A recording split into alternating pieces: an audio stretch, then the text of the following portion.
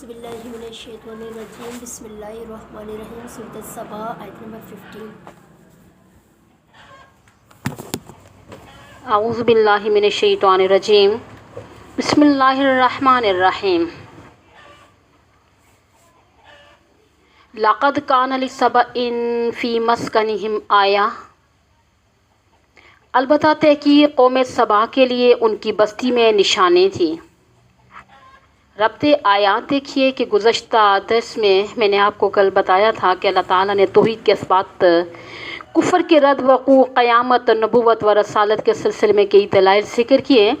پھر اللہ تعالیٰ کی طرف سے انابت رکھنے والے دو انبیاء حضرت داؤد اور حضرت سلیمان علیہ السلام کا ذکر فرمایا، اور ان دو انبیاء کے واقعات میں قدرت کے نمونے بھی بتائے تاکہ لوگ رسالت اور قیامت کا انکار نہ کر سکیں۔ اللہ تعالیٰ نے ان انبیاء کو خصوصی معجزات عطا فرمائے تھے، یعنی کہ ان کی سلطنت بے مثال تھی، جس میں عجیب و غریب قسم کا نظام تھا کہ اللہ تعالیٰ نے حضرت داؤد علیہ السلام کے ہاتھ پہ لوہے کو نرم کر دیا تھا، اور آپ اس سے بغیر مشقت کے زریں بھی بناتے تھے، اور آپ کو نہایت عمدہ آواز سے نوازا بھی تھا۔ بہرحال جب آپ اپنی پرسوز آواز میں زبور کی تلاوت فرماتے تھے تو ارد گرد کے پہاڑ اور پرندے بھی حمد باری تعالیٰ میں آپ کے ہم نوا ہو جاتے تھے۔ ادھر سلیمان علیہ السلام کے لیے ہواؤں اور یعنی کہ جنات کو بھی مسخر کر دیا گیا۔ آپ جنات سے بڑے بڑے کام لیتے تھے، یعنی کہ دونوں باپ بیٹا اللہ کے نہایت ہی شکر گزار بندے تھے۔ پھر اللہ تعالیٰ نے گلا کیا کہ اس کے شکر گزار بندے بہت ہی تھوڑے ہیں۔ تو آج کے درس میں اللہ تعالیٰ نے ناشکر گزار قوم کے طور پر قوم سبا اور اس کے انجام کا ذکر فرمایا۔ اب ارشاد ہوتا ہے لقد کان لسبأ فی مسکنہم آیہ، البتہ تحقیق قوم سبا کے لیے ان کی رہائش گاہ یعنی بستی میں نشانی تھی۔ سبا قوم کا نام ہے، اور یعنی اسی نام سے ایک بستی بھی تھی، یعنی اس قوم کا دارالسلطنت معارب تھا، اور وہاں پر آبادی کے لیے 150 فٹ لمبا اور 50 فٹ چوڑا ایک ڈیم بھی بنایا گیا تھا، جو سد معارب کے نام سے مشہور تھا۔ ترمذی شریف کی روایت میں آتا ہے کہ حضور صلی اللہ علیہ وآلہ وسلم کے ایک صحابی حضرت فروا ابن مسیک رضی اللہ تعالی یمن کے رہنے والے تھے، اور ان کا تعلق وہاں کے قبیلہ سے مراد تھا، یعنی کہ یہ حضور صلی اللہ علیہ وسلم کی خدمت میں حاضر ہوئے تو عرض کیا کہ حضور مجھے اجازت دیں کہ میں اپنی قوم کے ایماندار آدمیوں کے ساتھ لے کر یعنی کہ اپنی ہی قوم کے یعنی کفار و مشرکین سے جنگ بھی کروں۔ کہتے ہیں کہ آپ نے مجھے اجازت دی اور ساتھ ہی اپنی قوم کا امیر بھی مقرر کر دیا۔ تو پھر جب میں آپ کی مجلس میں چل دیا تو میرے پیچھے آدمی بھیج کے مجھے بلوایا اور فرمایا پہلے تم اپنی قوم کے لوگوں کو اسلام کی دعوت دو، جو شخص اسلام قبول کر لے تم بھی اس کو قبول کر لو، اور جو شخص ایمان نہ لائے تم اس کے ساتھ جلد بازی نہ کرنا بلکہ میری طرف سے مزید ہدایات کا انتظار کرنا۔ بہرحال حضرت عروہ رضی اللہ تعالیٰ مزید بیان کرتے ہیں کہ جب قرآن کی سورۃ سبا نازل ہوئی تو اس بات کا چرچا ہوا کہ اللہ نے قرآن میں قوم سبا کا ذکر کیا ہے، تو آپ کی مجلس میں سے ایک شخص نے عرض کیا یا رسول اللہ وما سبا، یعنی سبا کیا ہے؟ کیا یہ کسی خطے کا نام ہے یا کسی مرد یا عورت کا؟ آپ نے فرمایا یہ ایک آدمی کا نام تھا، اس کے 10 بیٹے تھے، ان میں سے 6 تو یمن میں آباد ہو گئے اور 4 شام کے علاقے میں چلے گئے، یعنی اس شخص کے نام پر اس قوم کا نام سبا مشہور ہوا۔ پھر ملک کا بھی یہی نام پڑ گیا۔ سبا کی اولاد میں سے جو یمن میں آباد ہوئے ان قبیلوں کے نام ازد، اشعر، حمیر کندہ اور مزہج اور انمار ہے، یعنی اسی طرح شام میں آباد ہونے والے قبیلوں کے نام بھی اسی طرح ہے، جزام ہے، غسان ہے اور عاملہ۔ یعنی ایک شخص نے عرض کیا کہ حضور یہ عمار کیا ہے؟ فرمایا کہ عمار وہی قبیلہ ہے کہ جس سے آگے خسام اور بچیلہ کے قبیلے آباد ہو گئے۔ یہ قبیلہ عمار کی مزید شاخیں ہیں۔ سبا کا سلسلہ نسب اسی طرح ہے، سبا ابن شجب ابن قحطان، اسی لیے اسی علاقے کے لوگ قحطانی یعنی کہ عرب کہلاتے ہیں، اور ان کے علاوہ باقی عرب یعنی کہ عدنانی عرب کہلاتے ہیں۔ حضور صلی اللہ علیہ وآلہ وسلم کا خاندان مضر بھی انہی میں سے ہے۔ تو سبا عرب کے جنوبی حصے میں واقع ہے، جو سطح سمندر سے 300 یعنی فٹ کے بلندی پر واقع ہے، اور آب و ہوا کے لحاظ سے یہ معتدل خطہ ہے۔ تو ملکہ سبا جس کا ذکر سورہ نمل میں بھی ہے وہ بھی اسی علاقے کی رہنے والی تھی۔ قوم طبا کا بھی ذکر بھی قرآن میں آیا، ان کا خاندان بھی یعنی کہ طبا بھی اسی قوم سبا سے تعلق رکھتا تھا۔ قوم سبا کا علاقہ جو ہے یہ پہاڑی اور ریگستانی علاقہ تھا۔ پانی نہ ہونے کی وجہ سے کاشتکاری بہت معمولی قسم کی تھی۔ پہاڑوں پر ہونے والی بارش کا پانی یا تو ریت میں جذب ہو جاتا تھا، سمندر میں بہہ جاتا تھا۔ یہ حضرت مسیح علیہ السلام سے تقریباً 800 سال قبل کی بات ہے۔ اس قوم نے اپنی زمینوں کی آبپاشی کے لیے بارش کے پانی کو ذخیرہ کرنے کا منصوبہ بنایا۔ بہرحال دو پہاڑی دھروں کے درمیان 150 فٹ لمبا اور 50 فٹ چوڑا بند باندھ کر بارشی جو پانی ہے نا اس کو روک لیا۔ اسی طرح وہ اس ڈیم سے حسب ضرورت سارا پانی یعنی کہ حاصل کرنے میں کامیاب ہو گئے۔ ان کی زمینیں سیراب ہونے لگیں اور پورے علاقے میں باغ بھی لگ گئے، کھیتیاں بھی لہلا اٹھیں، اور یہ ڈیم انہوں نے اپنے دارالخلافہ معارب کے قریب ہی تعمیر کیا اور یہ سد معارب کہلانے لگا۔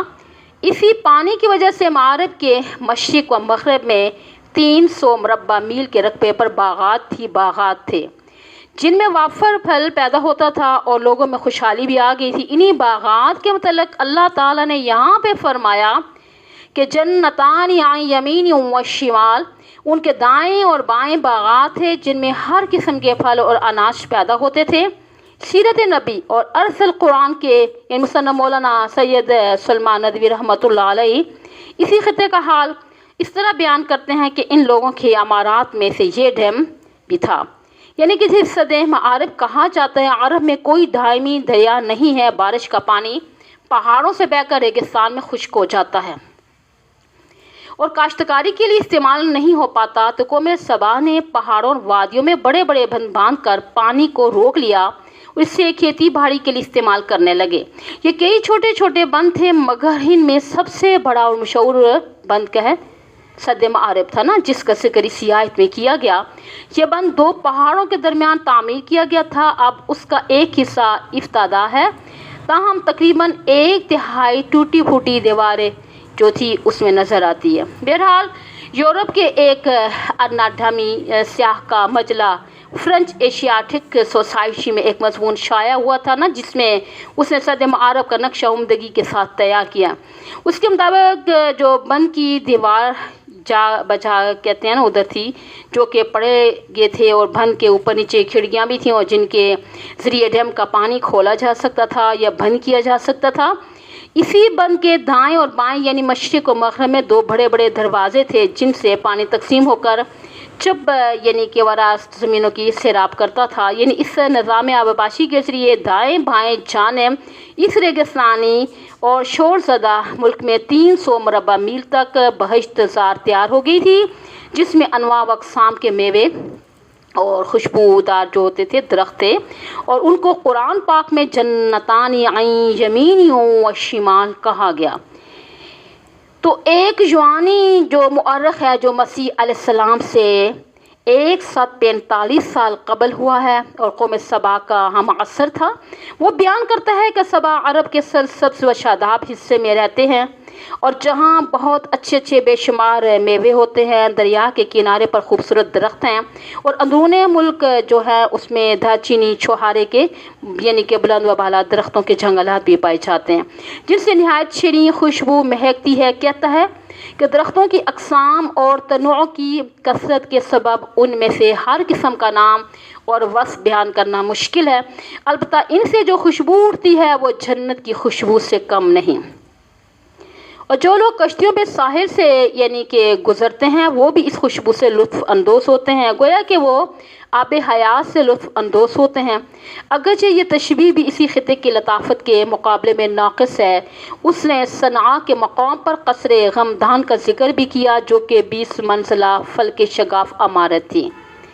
بہرحال سبا کے آخری دور کا ایک مورخ ہے آرٹیمیڈورس لکھتا ہے کہ سبا کا بادشاہ کے ایوان معارب میں ہے جو کہ پر اشجار پہاڑی पुरआयश व मसरत में वाक़ है। तो बहरहाल ये सारी सरसब्ज़ व शादाबी मआरब डैम की वजह से थी। कदीम मिस्र के फ़िरौनी भी इस किस्म के डैम बनाकर ज़मीनें आबाद करते थे। इस दौर में भी ये बंद जो है ना, ये दुनिया में राइज है, बल्कि अब तो जदीद टेक्नोलॉजी की बदौलत पानी के इस महफूज ज़ख़ीरे से न सिर्फ आबपाशी का काम लिया जाता है, बल्कि इससे बिजली भी पैदा की जाती है। और डैम के पानी को बुलंदी से घिरा कर नीचे यानी कि उसके ढेरे लगाए जाते हैं, और पानी जो है ना ये इस तरह तख्तों पर घिरा कर उन्हें हरकत भी देता है, जिससे बिजली भी पैदा होती है, जो रोशनी और बड़ी बड़ी मशीनों को चलाने के काम आती है।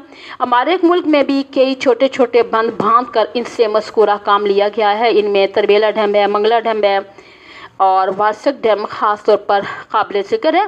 मुल्क में बिजली की यानी कि तरसील का इन्हिसार इन्हीं डैमों पर है। अलगर्ज खुशहाल सरसब्ज़ी शादाबी मोतदिल आब हवा के एतबार से मआरब इस काबिल था कि अल्लाह ताला ने उसके मतलब फ़रमाया ये पाकीज़ा शहर था। ये मैंने पूरा आपको तफसील से बता दिया, ठीक है, जिसमें हर एक की फरमानी भी थी। लिहाजा फरमाया कुलू मिन रिज़्क़ि रब्बिकुम, अपने रब की अता करदा रोज़ी में से खाओ, वशकुरू लहू, उसका शुक्रिया अदा करो। यानी उसका आम कानून यही है कि लइन शकरतुम लअज़ीदन्नकुम व लइन कफ़रतुम इन्न अज़ाबी लशदीद। सूरह इब्राहिम आयत नंबर 7। अगर तुम शुक्र अदा करोगे तो मैं मज़ीद अता करूँगा, अगर कुफ़रान नेमत करोगे तो मेरी सज़ा भी बहुत सख्त है। अल्लाह ताला ने फरमाया कि बलदतुन तय्यबतुन, ये एक पाकीज़ा शहर है, व रब्बुन गफ़ूर, और तुम्हारा परवरदिगार गुनाहों को मुआफ़ करने वाला है। ये पाक शहर, ठीक है, इसका लफ्ज़ बहुत बड़ी हकीकत को ज़ाहिर करता है। इसमें हमारे लिए भी बड़ी तालीम है। क़द शाह वलीउल्लाह मुहद्दिस देलवी रहीमुल्लाह ताला फरमाते हैं, याद रखो कि मुल्क की बेहतरी और पाकीज़गी उस वक़्त होगी जब मुल्क फितना व फसाद से पाक होगा। अगर शहरों में शरीर लोगों का गलबा हो, इत्तबाह हवा की वजह से लोग बदअमनी में मुब्तला हों, तो ऐसा शहर या मुल्क हरगिज़ पाकीज़ा नहीं कहलाया जा सकता। अगर किसी मुल्क में या शहर में जालिम लोग छा जाएं तो वो लोगों को जुल्म वजूद का निशाना बनाएंगे। मुल्क में चोरी, डाका, बदकारी और लूट मार का बाजार गर्म होगा, मुल्क व शहर बर्बाद हो जाएंगे। अगर शहर में आमाले ज़ारा का दौर दौरा हुआ तो यानी नुकसानदेह काम होगा, और जादूगर अपना काम दिखाते हैं और तहरीब कार पोशीदा तौर पर लोगों की ज़िंदगियों से खेलते हैं। खुराक और पानी में जहर मिलाने से भी दरेख नहीं करते हों, जगह जगह धमाके करते हों, आवा बढ़ाए तावान की वारदातें होती हों, अलल ऐलान कत्ल का बाजार गर्म हो, बैंक लूटे जाते हों, तो ऐसे मुल्क शहर को पाकीज़ा कैसे कह सकते हैं? जहाँ इस्लाह की बजाय फसाद की तालीम दी जाती हो, मालिक और नौकर के साथ और कारखानेदार को मजदूर के साथ बरसरे बेकार किया जाए, तो अमन कैसे कायम हो सकता है? इसी तरह लोग यानी कि आदात कबीहा में शराब नोशी, ज़िना, लवातत और जानवरों से बदफेली जैसे अमूर अंजाम देने लगे तो शहरों में बर्बादी ही आएगी, तो सुकून नसीब नहीं हो सकता। जुआ, सूद, रिश्वत और माप तोल में कमी पेशी कभी हरकत भी शहरों की इस्लाह की बजाय तबाही का बायस बनती हैं। तो ऐसे शहर और मुल्क पाकीज़ा कहलाने के मुस्तहिक नहीं बनते। बहरहाल किसी मुल्क में अगर पेशों की तकसीम गलत हो जाए ना, तो भी अमन कायम नहीं हो सकता। जहाँ ज़राअत को अवलियत हासिल हो वहाँ सनत व हरफत शुरू कर दी जाए, और जहाँ कारखाने लगाने की ज़रूरत हो तो उसे नज़रअंदाज कर दिया जाए, तो मुल्क तरक्की नहीं कर सकता। इसी तरह अगर किसी इलाके में इंतशार सबा यानी अंसारियतन हो जाए तो नुकसानदेह है, वो दरिंदे हैं इस किस्म के यानी गीदड़ हैं, बेड़ियाँ हैं, जंगली हैं, रीछ वगैरह आम हो जाए ना, तो फसलों और इंसानों का नुकसान होगा। कहीं कीड़े मकोड़े इस किस्म दीमक वगैरह यानी फैल जाएँ तो भी नुकसान का बायस बनते हैं, यानी उनका कला कमा भी ज़रूरी है। मक्खी, मच्छर, चिड़ियाँ, सांप, बिच्छू भी नुकसान का बायस बनते हैं। तो मौजूदा दौर में केमिकल अज्जा से बड़ा काम लिया जा सकता है, और इससे निकलने वाली जहरीली गैस फैल जाए तो जानी और माली नुकसान का ख़तरा होता है। तो बोबाल भी आ जाता है। गैस का सिलेंडर फटने से हज़ारों आदमी हलाक हो गए हैं, यानी हो जाते हैं। काफ़ी वाक़यात ऐसे आते रहते हैं और पूरे इलाके में अफरा तफरी भी फैल जाती है। روس میں دیکھیں کہ ایٹمی پلانٹ کے پھٹنے سے گیس پھیل گئی تھی اور جس سے 3 لاکھ آدمی متاثر ہوئے تھے، سینکڑوں لقمۂ اجل بن گئے تھے۔ تابکاری کا اثرات نہایت ہی مہلک ہوتے ہیں نا، ان کا مناسب انتظام ہونا چاہیے۔ صفائی ہمارے شہروں کا بہت بڑا مسئلہ ہے۔